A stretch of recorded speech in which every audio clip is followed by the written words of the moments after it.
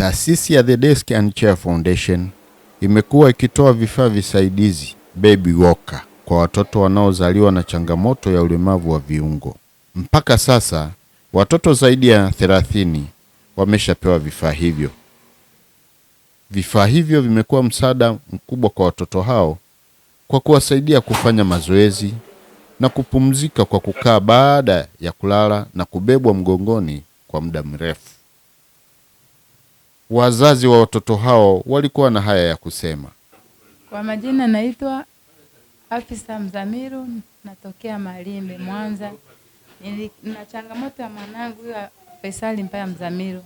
Ana shida ya kutembea, ongea, akai. Kwa hiyo biashara zangu ambazo nilikuwa nafanya, yani mpaka niwe naye mgongoni.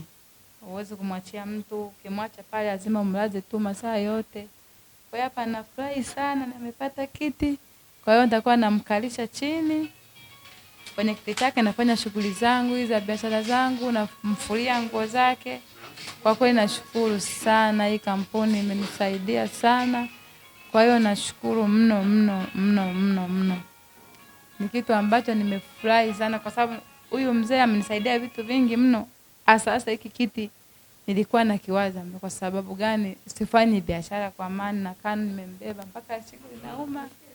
Kwa hiyo sasa hivi nafurahi, hata mwenyewe mwanangu amefurahi pia. Nawashukuru sana sana sana. Faida hiki kiti kwa upande wangu mimi kumkalisha hivi na kumfanya miguu zake zilikuwa zimepinda sana, hapa atakuwa anazinyosha na ile uoga kwa anaogopa utaanza kuisha. Maana hata kama kwa unamsimamisha anaogopa. Sasa hivi kitamsaidia kwa anasimama, ananyosha miguu na anafanya mazoezi hivi, ndugu zake watakuwa wanamtembeza kama hivi. Kwa hiyo ataanza kufanyaje?